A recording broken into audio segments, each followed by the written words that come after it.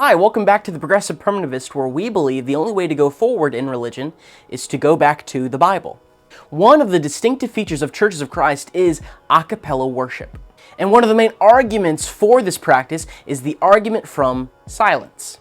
In short, we speak where the Bible speaks, and we're silent where the Bible is silent. And so because the New Testament says to sing and it is silent in regards to instruments, we conclude that we are to sing without instruments. But is this the only argument for unaccompanied singing in the assembly?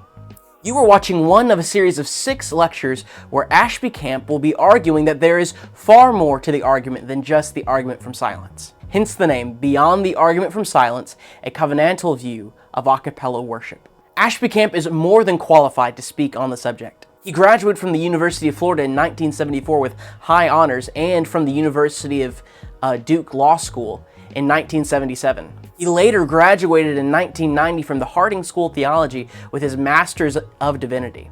In 1989, he was the recipient of the Velma R Greek Award, and in 1990, he received the M.Div Academic Award. So as we said, Ashby is far more than qualified to speak on the subject. We hope that you enjoy these lectures.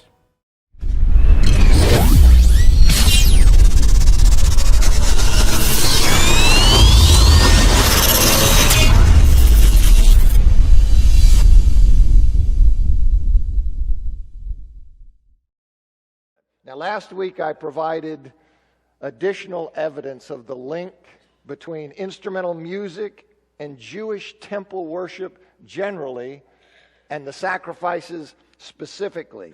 Now, this connection, it's indicated in Scripture, and it was recognized by Josephus, by the early Christians, by ancient rabbis, and is recognized by modern scholars. I pointed out that many theologians of the early church and theologians from the Reformation to the present, that they understood that the New Covenant's abrogation of temple worship, that it rendered inappropriate the use of musical instruments in Christian worship. Using instruments in worship was worship according to the Old Covenant shadow, rather than the more spiritual worship instituted by Christ. And here's a quote I've read to you before from Benno Zwedum, who is an associate professor of church history at a university in South Africa, where he says, "The New Testament church considered that a spirit-filled human voice was sufficient and that she was no longer in need of the musical crutches of the Old Testament dispensation of shadows." So this is how you had theologians then, in the Reformation, today, who understood that effect, that the New Covenant's abrogation of Jewish temple worship rendered inappropriate worship with instruments in the New Covenant, because that was worship according to the shadows. I then explained that singing continued in Christian worship despite its association with the temple, because singing differs from playing instruments in spiritually significant ways. Specifically, singing, like all speech, singing is an internal, immediate expression of the inner man, of the spirit, whereas instrumental music, it's an external, non-communicative sound made with an inanimate, man-made object. So the former is ideally suited for worship of God, who is spirit, whereas the latter is not. Our voice is the instrument of our spirit. Our voice is the instrument of our spirit, and our praise is our spiritual sacrifice. Now, to repeat the quote from Everett Ferguson, he said, "Vocal expressions are peculiarly well suited to the expression of spiritual worship, to the expressing of what comes from the human spirit through the Spirit of God. They are rational, not in the sense of non-emotional, but as proceeding from and appealing to the highest of human nature. The whole self, including the emotions, is involved in Christian worship, but the mind, reason, is to be in control. Instrumental music can express feelings and emotions. Vocal music can express the will and intellect. The latter is better suited for the communion of spirit with spirit. In vocal music, there's an immediate contact. In instrumental music, there's an intermediary.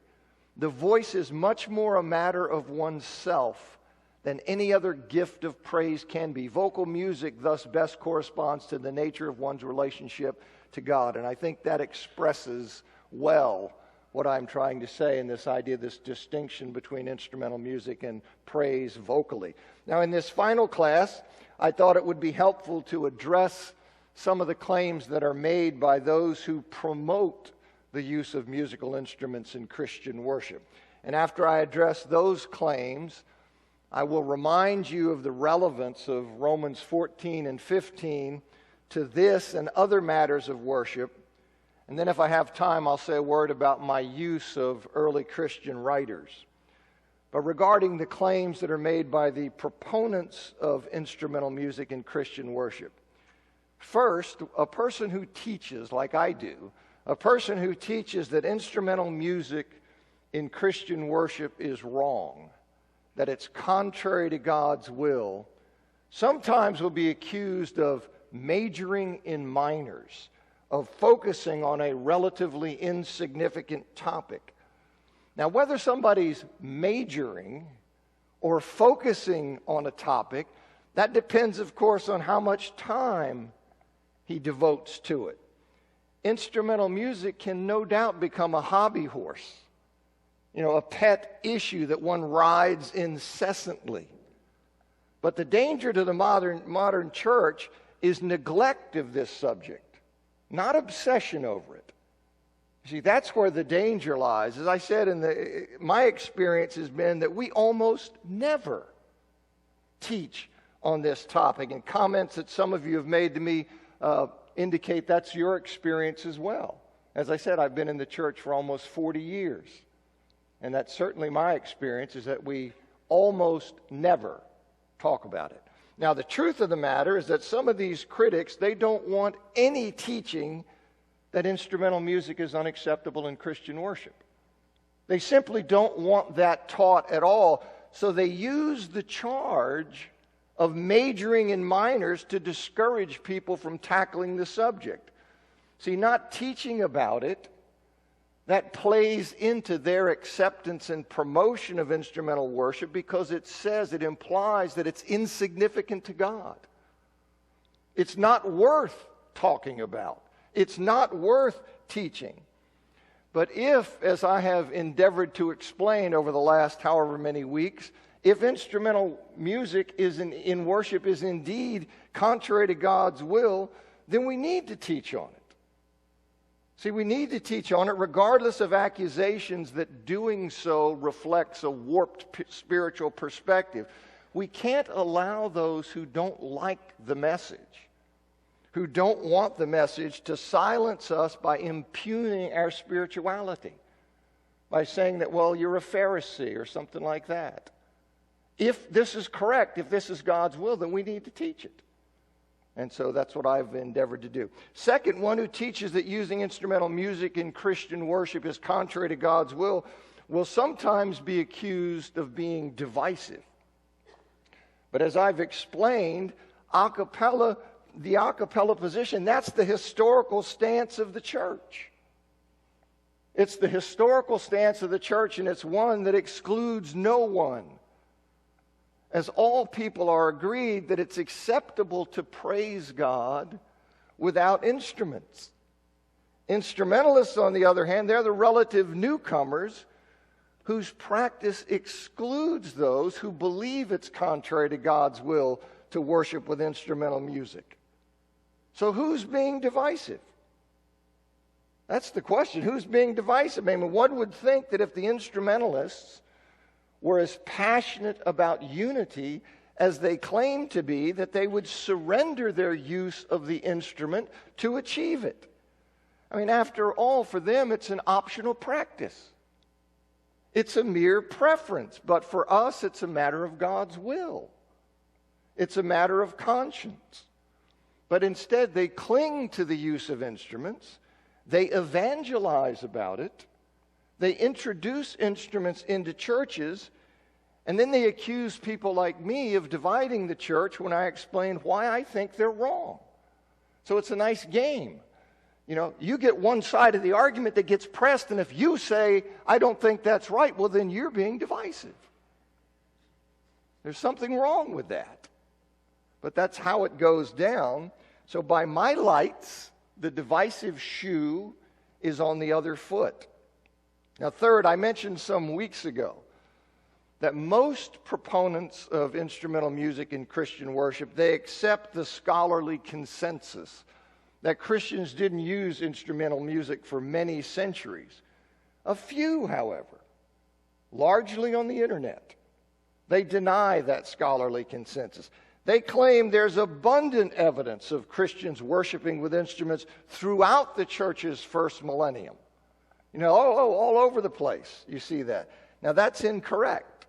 And I explain why that's not true in this online paper. If you go to my website, which is theoutlet.us, there are a number of tabs there. I have different categories of things. If you click on the Bible Studies tab, then brings up a bunch links to a bunch of different articles. And if you'll click the link for the article assessing the evidence offered for the use of musical instruments in early Christian worship, I address 21 claims where people say, no, you can see here, you can see it's here, and I go through each one of them. And I think demonstrate that the claim that they show instruments were used is false. So you have at it and see if you want to dig in. I just didn't have the time in this class to run through because I don't know, it's like 30 pages. So just for that one topic, I can't, derail the whole thing and go off and chase all of that. But I've already done it. You can go read it. And so I can just point to it and save time that way. As I said, if there was persuasive evidence, just think about this. If there was persuasive evidence of instrumental worship in the early church, then the scholarly consensus wouldn't exist. If scholars can go and look and you say, okay, I see here that yes, in fact, they're using instruments in the early church, then it would not be the scholarly consensus that the church didn't use instrumental music for like 900 years. You see, particularly when you understand that this consensus is across a broad theological spectrum. It is not a consensus of just one section of the theological spectrum. It includes many groups and fellowships that use instruments today. So, that's a protection against bias, the theological breadth. And so that wouldn't exist if that were right. So that's a clue that something's wrong. And if you go and read, I think you'll see why. If you'll read what I say about it, you'll see what's wrong. Is that these things are just jumping to conclusions that aren't warranted. All right, fourth thing. So that's the third thing. And things that people who proponents of instrumental music in Christian worship, things that they claim. Fourth, one sometimes hears the claim that the use of the Greek word psallo in the New Testament to refer to Christian singing. It's used 5 times, 4 verses, twice in one verse. It's in Romans 15:9, 1 Corinthians 14:15, Ephesians 5:19, and James 5:13. But you sometimes hear this claim that the use of the word psallo in the New Testament to refer to Christian singing, that it indicates that instrumental music is in fact acceptable in Christian worship. That this is the very use of that word carries the notion of the acceptability of instrumental worship. And though that's wrong, that's incorrect. Though the word did in fact, centuries before, it originally referred to the plucking of a stringed instrument. That's how the word began its journey, but Ferguson and others have shown conclusively that by the 1st century, the word could mean simply sing without any implication of instrumental accompaniment. And that's why it's defined, the word psallo is defined in the standard Greek lexicon, which is Bauer, Danker, Art, and Gingrich, as meaning, quote, to sing songs of praise with or without instrumental accompaniment. Now that means that the word can have either connotation. See, depending on the context, not that it must have both connotations in every context. It's not sing songs of praise with and without. It's with or without, depending on the context. And that's important. Now, maybe an illustration will help get across the point I'm trying to make with that. In American vernacular, hot dog refers to a smooth, textured sausage of minced beef or pork with or without a bun. Now, a request for me to pick up some hot dogs when I'm on my way to the meat market refers to the item without a bun. Whereas a request for me to pick up some hot dogs when I'm on my way to a concession stand refers to the item with a bun. The context determines whether the bun is included in the meaning. And if I can press the point in terms of this discussion of instrumental worship, if I belonged to a group that was opposed to eating grain products like buns, if I belonged to such a group as that, and in a letter to my fellow members I referred to their eating hot dogs, well, it would be silly for somebody to argue that our group accepts eating buns because hot dog refers to a smooth textured sausage with or without a bun. You see, my reference would obviously mean they were eating them without a bun, not that they were eating them both ways. So if you wind up saying, well, it means, with or without, therefore, no, it's context. It means with or without. And when I write that, it would mean without. And so I hope you can understand that. In the context of early Christian worship, psallo is rightly understood to refer to singing without accompaniment. As Andrew Lincoln says in his commentary on Ephesians, Andrew Lincoln is an internationally respected New Testament scholar, has nothing to do with churches of Christ as far as I know. And in his commentary on Ephesians, he says, although its original meaning involved plucking a stringed instrument, psallo here means, in Ephesians 5:19, to make music by singing. So there is no reference in this verse to instrumental accompaniment. As Ferguson and others have shown, it simply means singing. It simply means singing. Clinton Arnold, who's another well-known New Testament scholar, he likewise says in his commentary in 2010 on Ephesians, he says, some have argued that psallo implies the use of stringed instruments. It is true that the original meaning of the verb psallo referred to the plucking of strings, but it certainly does not carry that meaning into all of its usages, with or without. And in referring to Christian singing, it means without. I mean, the absence of any implied acceptance of instruments in the New Testament uses of psallo, it's evident from the fact that the church fathers, these Greek-speaking church fathers, that they vehemently and uniformly rejected instrumental music in worship. See, these Greek-speaking theologians, they obviously did not understand the use of the word psallo in the New Testament to be an indication that instruments were acceptable. If they had, in other words, if any of them had understood psallo in the New Testament as used by the Spirit of God to mean that instruments were implicitly acceptable, then they would have been obliged to say how they opposed instruments while the Spirit of God said they were acceptable. You see, they would have been obliged to say, well, here's why I oppose them when they are accepted by the Spirit of God. Nobody does that. Why don't they do that? They don't do that because they recognize that the use of psallo doesn't carry that connotation. Okay? So that's important. You hear these kinds of things said, and said boldly sometimes and in ignorance. And so the word simply means sing when it's used in the New Testament examples. That's something important, I think, to hold on to.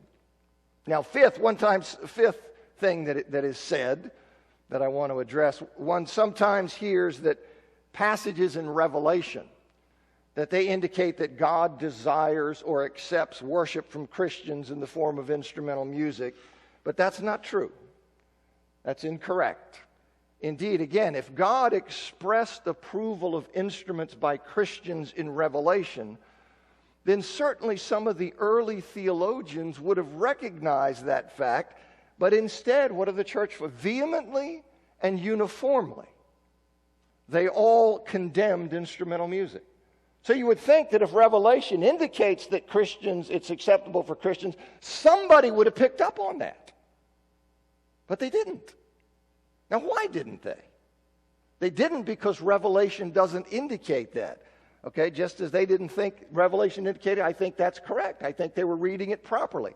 Now, the Cathara, which is an instrument that's often translated harp. It's mentioned in 3 verses in Revelation. It's mentioned in Revelation chapter 5, verse 8, Revelation 14, verse 2, and Revelation 15, verse 2. And in the heavenly vision in Revelation chapter 5, when the Lamb who appeared to have been slain, when he takes the scroll from the right hand of the one seated on the throne, well, then you have the 4 living creatures.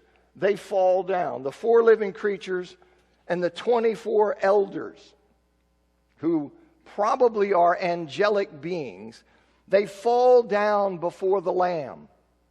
You see, and each of the prostrate 24 elders is said in chapter 5, verse 8, to have a harp and bowls of incense. Now, the plural bowls, they have a harp and bowls of incense, plural. The plural bowls, that can be understood as being distributed among the 24 elders so that each holds only one bowl. You could understand it that way. In fact, the New Jerusalem Bible translates it that way. But in any event, each one has at least a harp and one bowl. And so here they are, prostrate, holding a harp and one bowl. So they're obviously not playing the harps. They're on the ground. They're on the ground and they're holding one or more bowls in addition to a harp. Now, the last clause of verse 8, it explains what these objects symbolize. They are the prayers of the saints. You see, the prayers are pictured in the vision as being put before the Lamb by these prostrate heavenly beings. They're on the ground, each having a harp and at least one bowl of incense, and there they are, setting them out there. And so they are the prayers. Now, many people claim that it's only the incense. It's only the incense that represents or symbolizes the prayers, but I think that's incorrect. Not only would restricting the explanatory clause to the incense leave the harp without any explanation. It seems asymmetrical. You see, he sits here, each holding a harp and golden bowls full of incense. Which things are the prayers? So if you're going to say the bowls of incense or the incense represents the prayers of the saints, well, what about the harp? You see, you've only accounted for one. And that seems to be an odd asymmetry. So right away, I'm suspicious that that one's not being left out. But not only do you have that, you have the fact that I'm going to briefly go into the Greek weeds. Okay? But this is going to be a brief foray, but I want to point something out to you. If you look here in the way this works, this relative pronoun, which, okay, or which things. In Greek, there's a grammatical rule of concord, that this relative pronoun will match its antecedent, that to which it refers, in gender and number. Okay, so in Greek, you have the nouns are gendered. You see, you have masculine, feminine, and neuter. And so this pronoun, it's going to match the gender and number of the noun to which it refers. Okay, so if you look here, you see which things, it's a feminine plural. All right, incense is a neuter plural. So by normal Greek grammar, it cannot refer to the incense.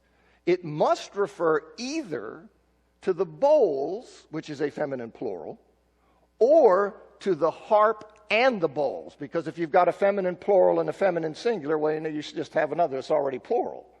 So it refers to either the bowls, not the incense, the bowls, or the bowls and the harp. Now, is it impossible for it to refer to the incense? It's not impossible. There is an exception to the grammatical rule, something called attraction.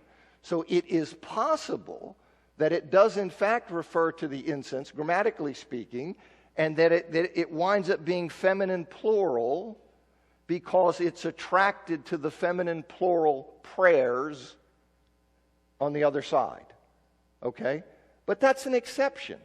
You see, and you only have to go there if you are assuming, no, it has to refer to the incense. It has to refer to the, well, if it had to refer to the incense, then you would have a grammatical way of saying that. But why think it has to refer to the incense and not to the bowls and the harps?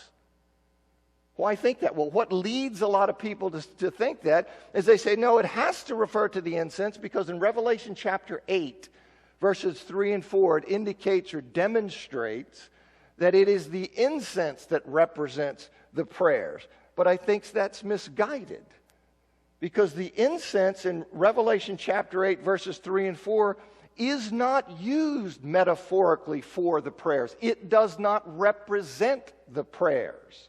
It is offered with the prayers.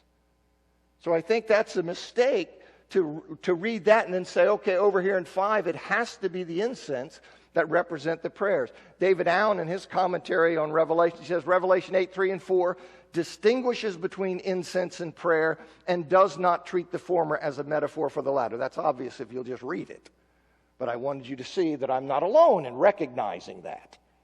So you see, if you're not driven to insist that it's the incense, and it would be a mistake to be driven to insist that from Revelation chapter 8, well then why? Why go to this exception? Why not just take what you have here, take the feminine plural as referring to the bowls and the harp? That makes, to me, that's the simplest grammatical idea. And then there's another thing about attraction that seems to, I don't know how much I want to spend on this, but there are manuscripts, okay, in which the feminine plural, which things, has been changed to a neuter plural.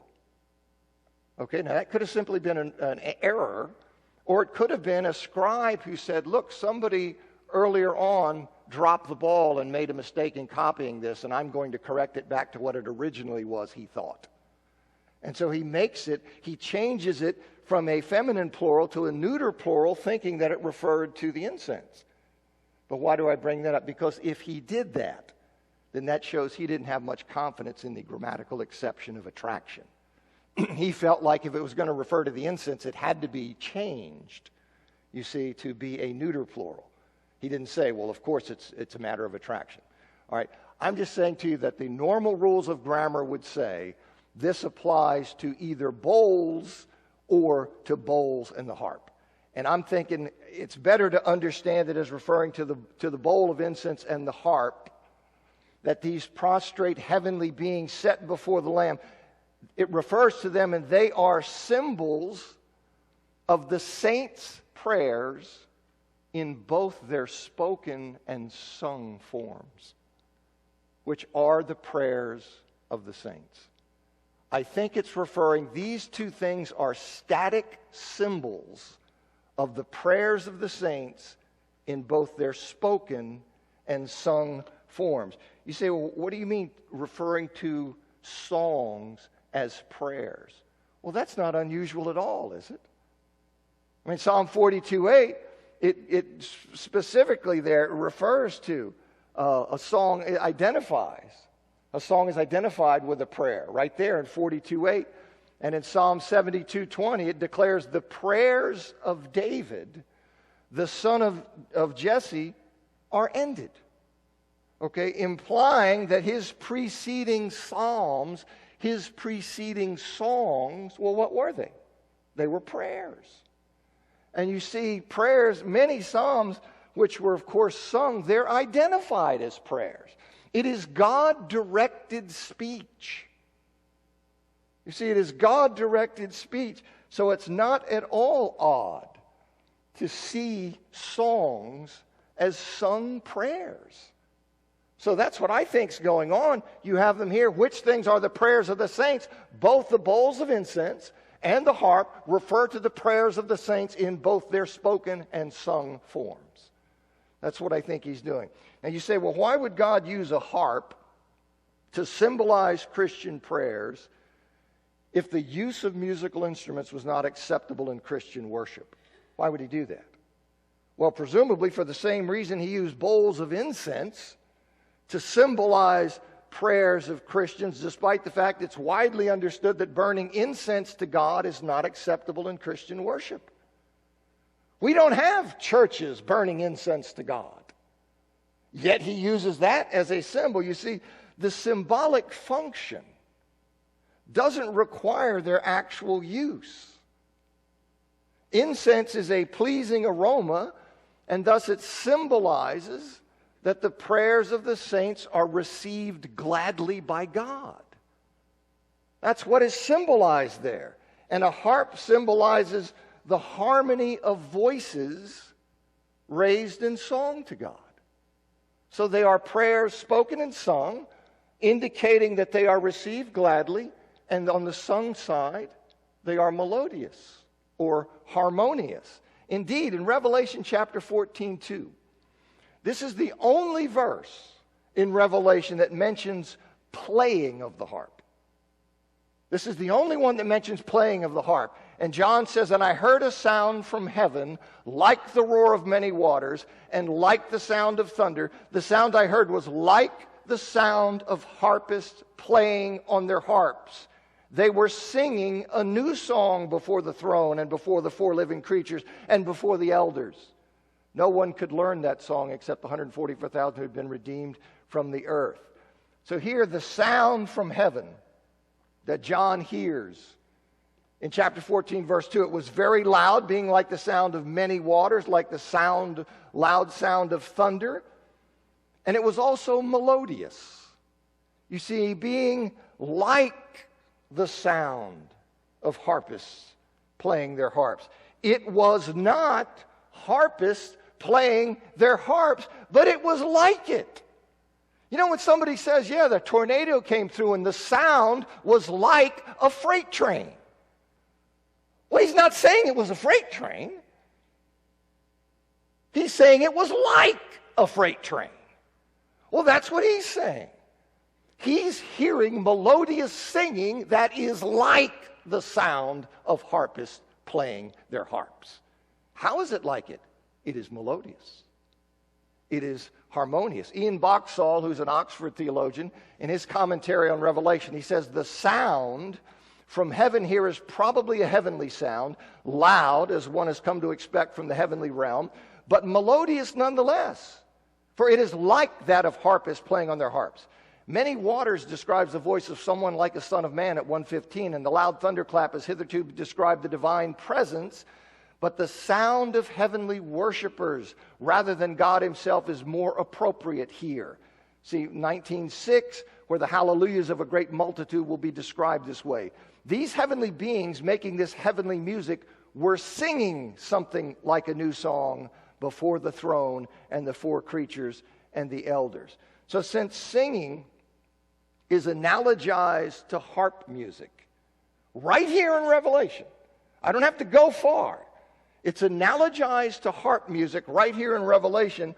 Using a harp as a symbol of sung prayers seems perfectly natural in chapter 5, verse 8. See, when I'm thinking about he's got bowl of incense and a harp, and I'm saying these represent which things are the prayers of the saints in their spoken and sung forms. Right here I see that the voice and the singing is analogized to a harp. So, you know, it makes perfect sense that that would represent the singing of the prayers. I don't think this is a stretch at all. It seems to me, in fact, I think it's dead on. All right, 15, Revelation 15:2. John sees the victorious ones standing beside the glassy sea. And the text says, having harps of God. Okay, that's what it says. Having harps of God. Now, the Greek word echo, it can mean having or holding, having in the sense of holding something. It can mean that, which is why in some translations they insert the words having in their hands. You see, hands isn't in the text. The text is having harps of God.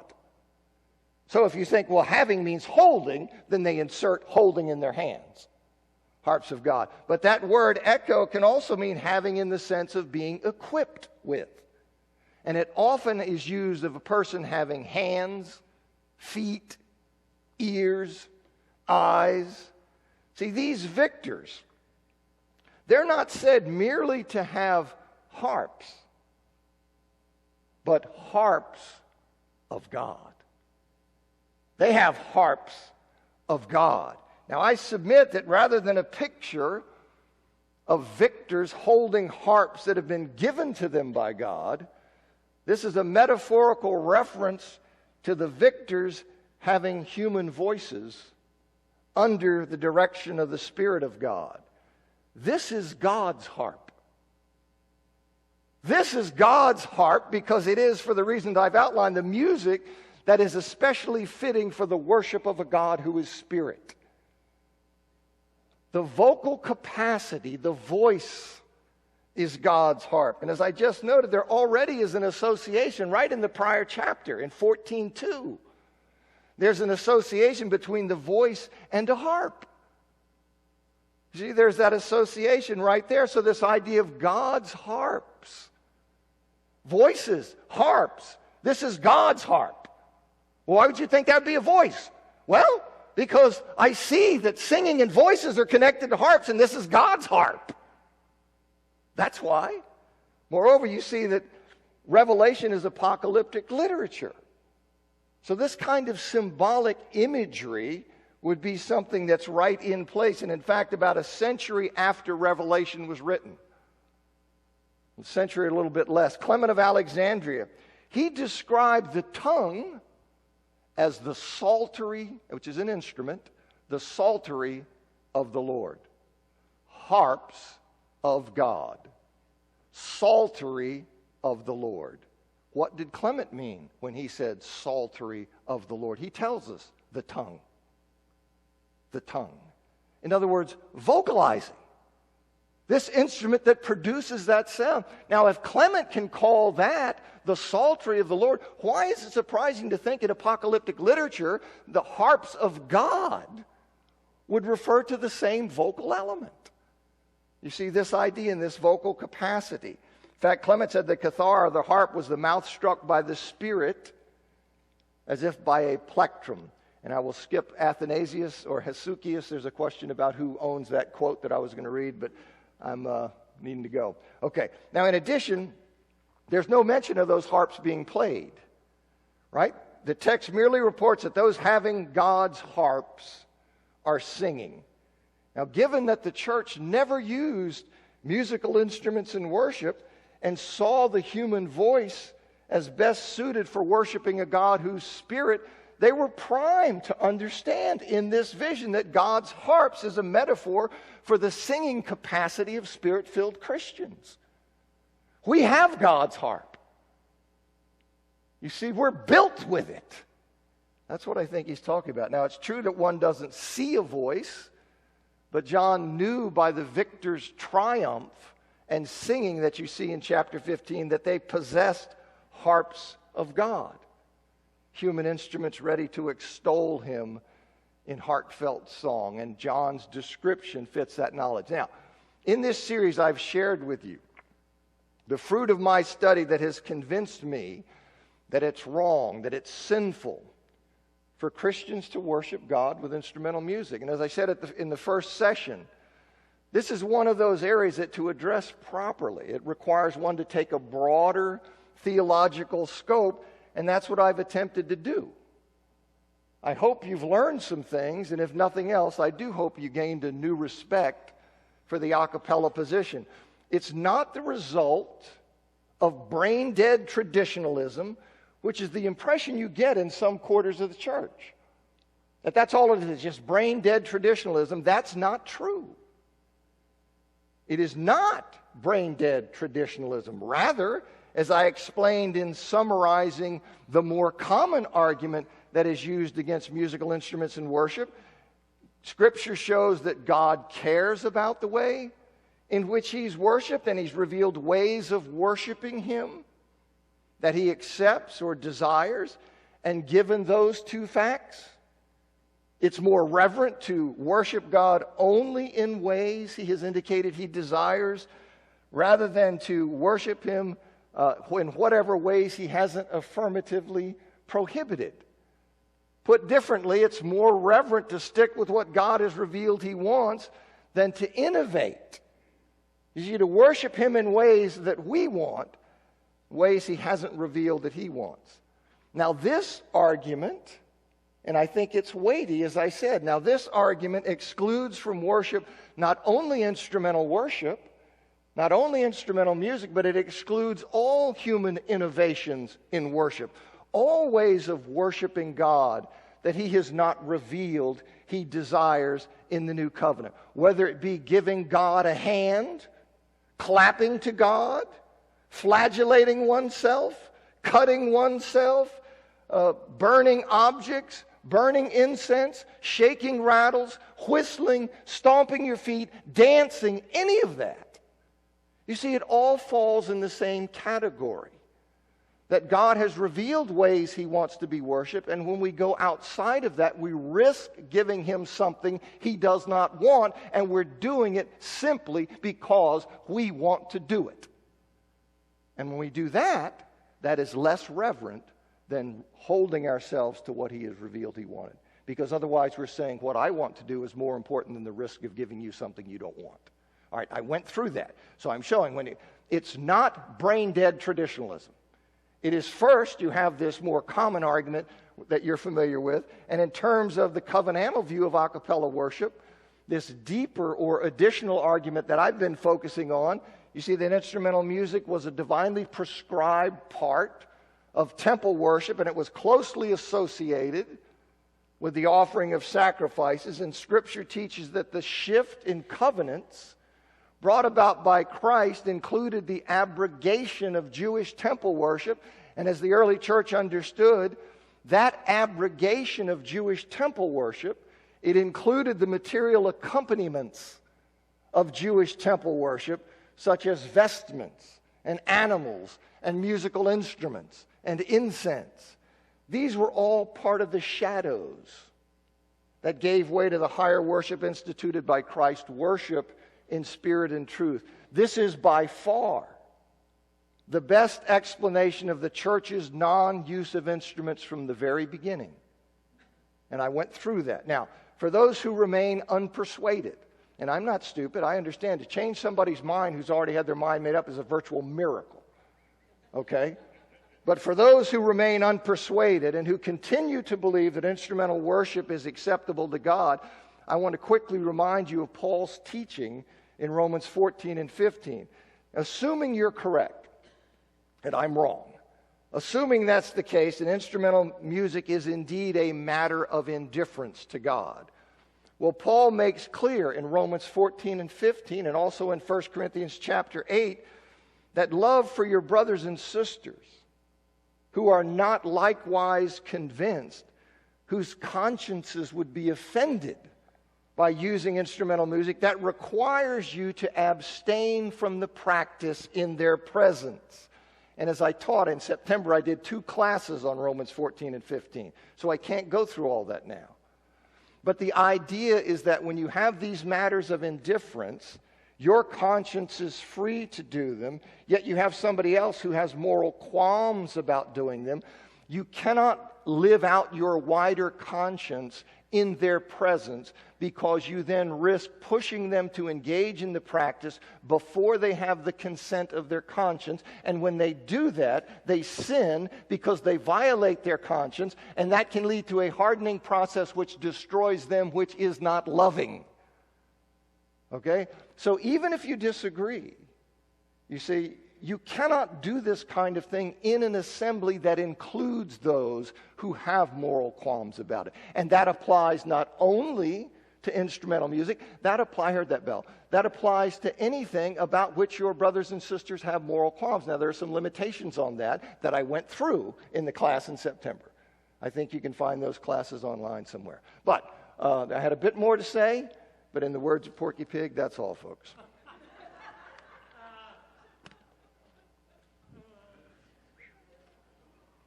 Thank you for watching this video. If you like this content and if you want to see more of it, please leave a like on the video and be sure to leave a comment underneath telling us what you thought about the video. And please subscribe to our channel for more content like this. All right, I hope everyone has a great day.